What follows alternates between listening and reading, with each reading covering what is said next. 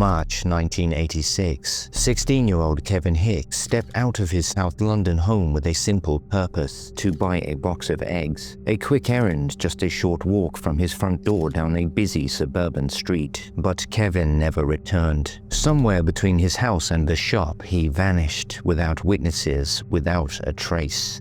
For his family, that night began a lifelong nightmare haunted by questions. How does a boy disappear on a bustling street? Who saw him last? And why, nearly 4 decades later, are we still no closer to the truth? Kevin's story isn't just about a missing teenager. It's about a chilling silence and dark questions that still haunt us. Welcome to Crimes That Haunt Us. We release a new case every Sunday at 6 p.m, so hit subscribe and don't miss the next one. And let me know your thoughts on this case in the comments. I'd love to hear what you think. In the heart of South London's working-class Addiscombe neighbourhood, on February 18, 1970, Kevin Andrew Hicks was born to Derek and Terry Hicks, a couple whose modest terrace home at 47 Sissinghurst Road became the cradle of a childhood marked by simplicity and warmth. This unassuming post-war dwelling, nestled among Croydon's leafy streets, was a haven in an era of relative economic stability in the UK, shielding Kevin from the financial turmoil that gripped many 1970s families. Derek, a diligent factory worker who cherished routines like shared chores, and Terry, a homemaker whose nurturing sparked creativity, crafted a close-knit environment for their son. From infancy, Kevin showed no signs of health issues or developmental delays. On February 19, 1971, just one day after Kevin's first birthday, his younger sister, Alexandra, affectionately called Alex, was born, their scant 13-month age gap forging an almost twin-like bond, their fair features and easygoing temperaments mirroring each other. This arrival solidified the Hicks' family unit, with Derek and Terry adapting their lives around 2 young children, weaving routines of family meals and outings to Ashburton Park into the fabric of their days. In a 2023 interview, Alex recalled Kevin's protective instincts from toddlerhood, sharing toys and shielding her in playground scuffles. By age 8, he was experimenting in the kitchen, baking basic biscuits from library recipe books, a hobby his parents nurtured by keeping ingredients plentiful. School records confirmed no red flags, no mental health concerns, or no drug experimentation, no risky behavior, making the mystery that would unfold all the more confounding. As the 1980s dawned, Kevin transitioned to John Ruskin School in Croydon, where he excelled in home economics, a subject that fueled his culinary ambitions, while maintaining average grades in core classes as he prepared for O-level exams. By 1985, Kevin was pursuing part-time bakery jobs, securing interviews that sparked family pride.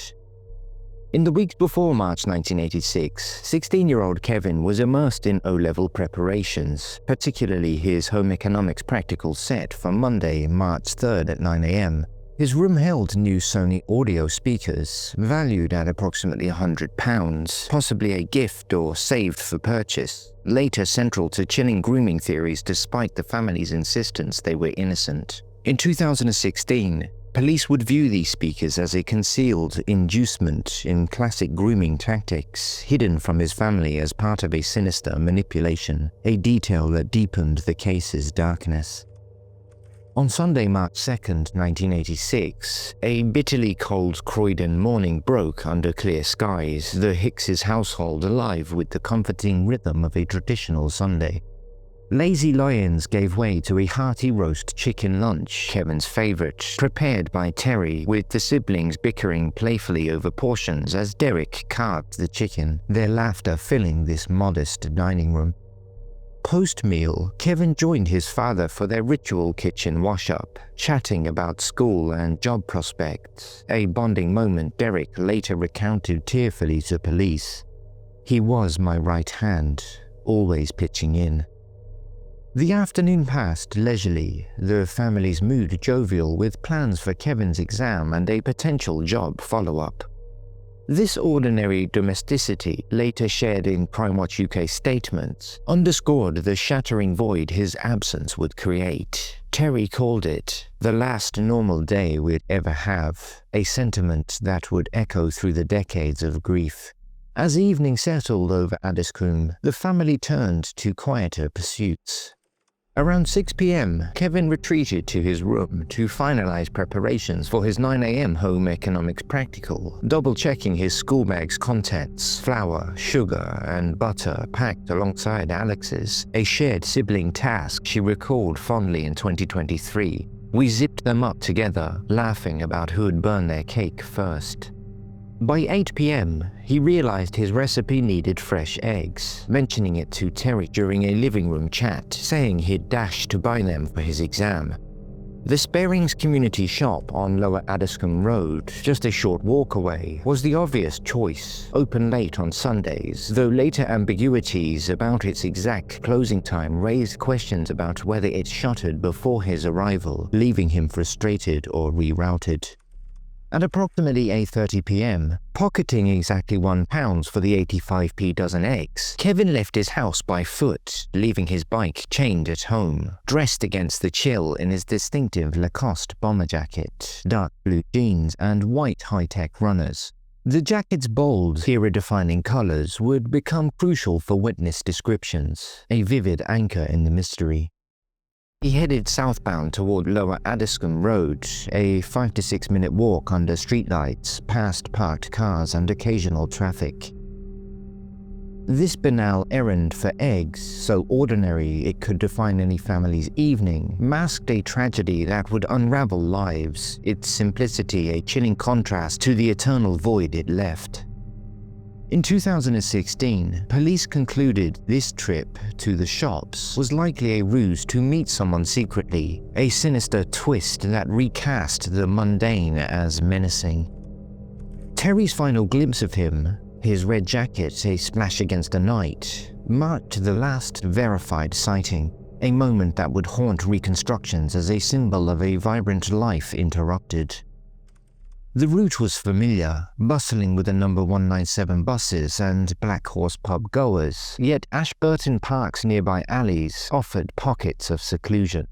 His choice to walk, leaving his bike chained at home, was unusual but unalarming. This was one of only a few times he left it chained at home for such a brief trip.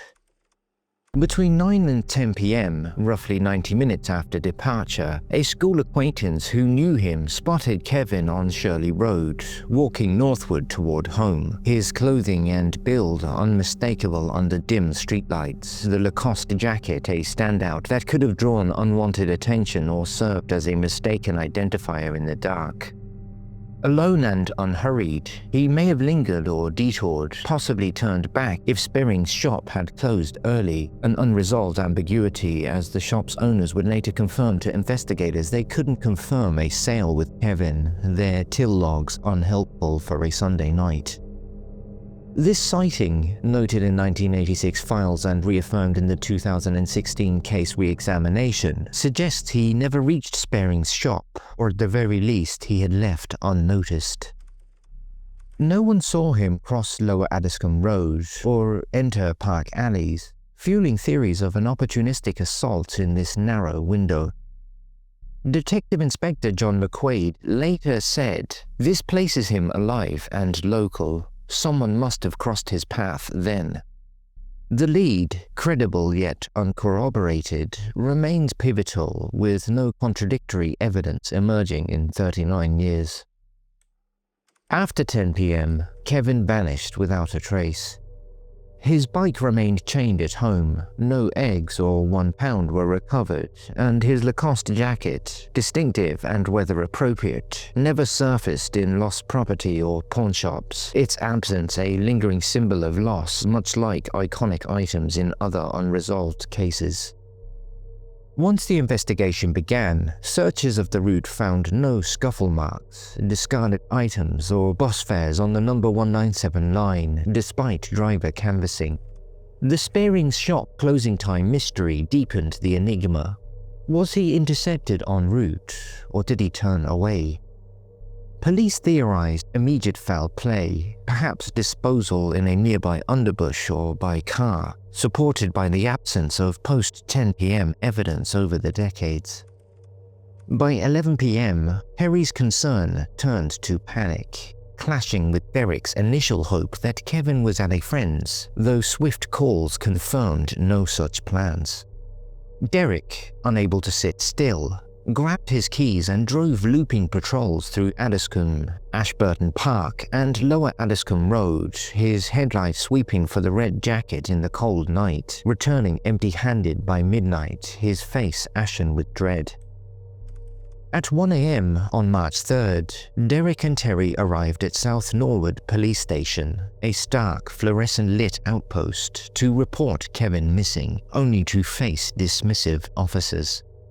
Per 1980s protocol, a 16-year-old wasn't officially missing until at least 24 to 48 hours had passed, a misstep that delayed roadblocks, dog searches, or checking sparing CCTV. Derek's frustration boiled over. They handed us forms and sent us home, like it was a lost wallet, he later recalled. Terry, clutching Kevin's school photo, begged for action, but officers prioritized active crimes, sowing distrust that lingered, as 2016 reviews noted the loss of crucial golden hours. Dawn broke on a sleepless March 3rd, with police finally logging the report at 8 a.m. after family persistence.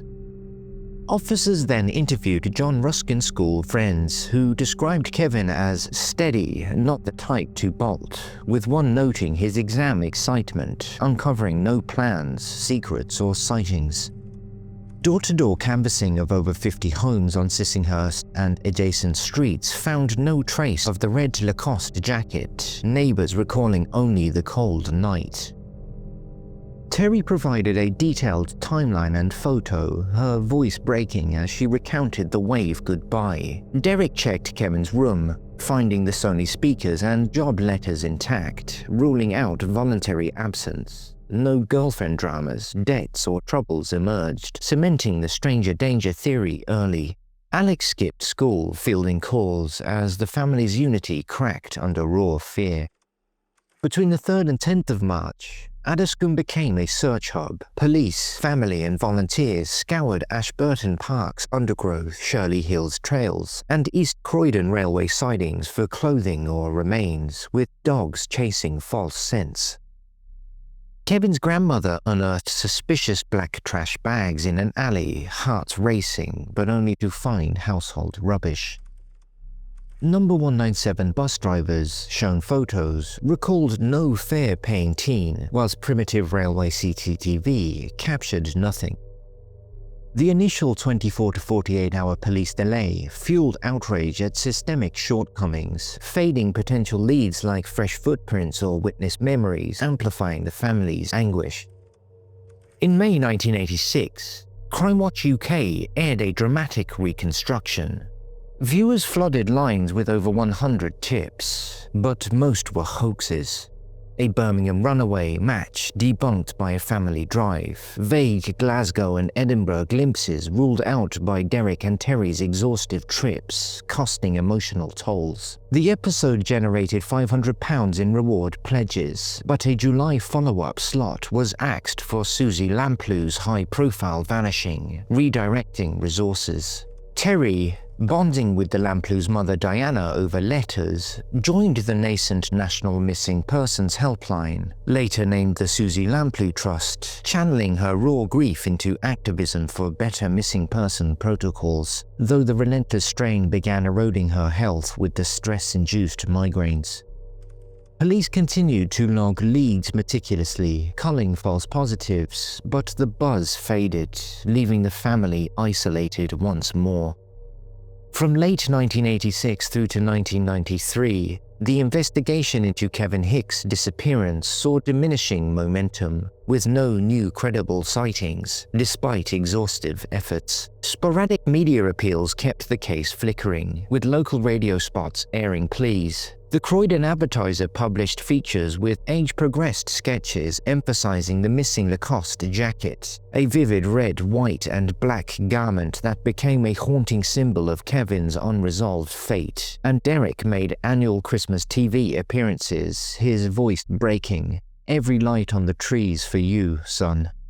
Search efforts expanded beyond Croydon, with police and volunteers scouring the River Thames for traces, combing dense Surrey woodlands and checking railway sidings as far as London Bridge. Yet no sign of Kevin, his jacket or the £1 he carried emerged. Whispers of connections to other 1980s South London cases surfaced, fueled by growing public awareness of predatory dangers after high-profile network arrests. In 1985, the murder of 15-year-old Reece Collins in woods just a mile from Kevin's home raised speculation of a local violent offender, as Collins' killer was never caught despite the body's quick recovery. Parallels were drawn to victims of Sidney Cook's notorious Dirty Dozen gang, active across London in the 1970s to 1980s and suspected in up to 20 murders, including Jason Swift, aged 14, killed in 1985, Mark Tildesley, aged 7, killed in 1984, and Barry Lewis, aged 6, in 1979. These cases, marked by grooming and abductions in urban areas, stirred fears in Croydon of a similar fate for Kevin, especially given the later 2016 grooming theory centered on his concealed Sony speakers. Informal police probes in the late 1980s interviewed Cook's associates and reviewed patterns of teenage boy disappearances in southeast London, but no concrete evidence, forensic matches, witness accounts, or overlapping alibis tied Kevin's case to these crimes. The absence of a body or crime scene hampered connections, yet the speculative parallels fueled cultural tension as 1980s Britain grappled with mounting anxiety over child safety, amplified by media coverage of Cook's convictions and predators like Robert Black. Croydon streets grew wary, parents tightened curfews, and Kevin's case became a local touchstone for these fears. Yet no breakthroughs came, leaving the Hicks family isolated as hope dimmed. Also in the late 1980s, as whispers of predatory dangers gripped South London, Kevin Hicks's case drew chilling comparisons to another local mystery, the 1988 disappearance of 15-year-old Lee Boxell from nearby Sutton, just 2.5 years later and mere miles apart. Both boys, teenagers with clean backgrounds, no runaway motives, and promising futures, vanished under eerily similar circumstances, fueling speculation of a shared predator or network. Lee, like Kevin, was last seen in a bustling urban area, with theories of grooming swirling in later reviews, a haunting echo of the Sony speakers in Kevin's case. The bizarre timing intensified fears of a serial offender tied to South London's rings, such as Sidney Cook's gang, though no evidence linked the cases. Lee's father, Peter, spoke of a possible lead-lined coffin burial, a grim theory that deepened the shadow over Kevin's fate, leaving investigators and families grasping for connections that remain tantalizingly out of reach. In October 1994, Terry, aged 42, succumbed to a brain tumor at Croydon University Hospital, her health ravaged by years of unrelenting grief and the toll of her activism with the Susie Lamplugh Trust. Bedridden in her final months, she whispered Kevin's name, clinging to hope, never wavering in her appeals alongside Derek. Her funeral at Croydon Cemetery drew hundreds, neighbors, friends, and activists, mourning both Terry and the unresolved tragedy of Kevin's disappearance, which had bonded Addiscombe in shared sorrow. Overnight, an unexplained bouquet of white lilies appeared at her grave, absent the previous day during family visits, a poignant detail as lilies were Kevin's favorite flower, often mentioned during childhood baking chats with Terry when he'd admire their scent while mixing batter. This mysterious gesture sparked intense family speculation, with Alex, then aged 23, wondering, was it him, watching from afar, unable to come forward. The lilies, pristine and without a note, fueled fleeting hopes that Kevin might be alive, perhaps racked by guilt or fear. Police quietly investigated, canvassing local florists and cemetery staff, but found no trace of the sender, deepening the enigma. The loss shattered Derek, already worn by a decade of searches, who stood at the graveside clutching Alex's hand, vowing tearfully, "We'll find him for her, Alex, I promise." This moment intensified his resolve but marked the start of his own health decline as grief compounded his heart issues. On October 25, 1996, a chilling breakthrough pierced the decade-long silence of Kevin Hicks's case when an anonymous caller, described in most accounts as male, left a cryptic message on the Croydon Advertiser news desk answer machine. "I know where they put the boy from 86, before hanging up mid-sentence, the voice trembling with fear or deliberately disguised, offering no clues about age, accent, or motive. This electrifying tip reignited hope and torment for the Hickses family, who clung to its promise of answers after years of dead ends. Derek, his voice raw, pleaded on local radio, "Call back, whoever you are," while Alexandra grappled with its ambiguity, a coward's tease, but it proves someone knows. Police traced the call to a public phone booth in East Dulwich, 3 miles from Addiscombe, and scoured CCTV and witness accounts, but no arrests followed. Speculation swirled.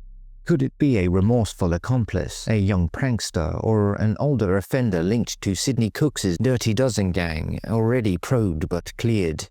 The lack of linguistic analysis left the caller's identity a haunting enigma, fueling theories of insider knowledge. Reappealed in 2016 with a £20,000 reward, this remains the last substantive lead, a tantalizing thread that keeps Kevin's fate just out of reach. Into the 2000s, Derek's health crumbled from heart issues tied to sorrow, his appeals tapering to quiet vigils. He died in 2004, leaving Alex in her 30s as the sole torchbearer, taking the family's lead in the search while balancing motherhood and an admin job near Croydon. The case lay dormant until in 2016 when Detective Inspector John McQuaid, also leading the lead Boxell case, spearheaded a pivotal review. Reclassifying Kevin Hicks's case as murder, investigators concluded Kevin likely met someone between 8:30 to 10 p.m., was assaulted, possibly without intent to kill, and had his body hidden locally. The Sony speakers, concealed from family, were deemed classic grooming, an inducement not widely recognized in 1986 but clear in hindsight, though Alex rejected this, insisting Kevin showed no secrecy. A £20,000 reward was offered for information leading to Kevin's body's recovery or a conviction, but no breakthroughs followed. However, the case's files being digitized opened the possibilities for future DNA analysis, marking the case's shift from cold to viable. McQuaid stressed, "Someone in Croydon will know what happened," while Alex urged, "Someone somewhere knows something. And it's time to let go of that secret. I've got 15 years of memories, and I've got 30 years of searching. It's time to let it go and come forward," she said. As the mystery of Kevin Hicks endures, we honor the memory of a vibrant 16-year-old whose love for baking and dreams of a bright future touched his family and community. Whether taken by tragedy or living a life unseen, Kevin remains a cherished son and brother, forever etched in the hearts of those who seek answers. His story, a haunting call to uncover the truth, reminds us to hold fast to hope and never forget the light he brought to those around him. Thank you for watching and listening to Kevin's story. Please feel free to add your own thoughts, comments, and theories down below, and we'll see you next time.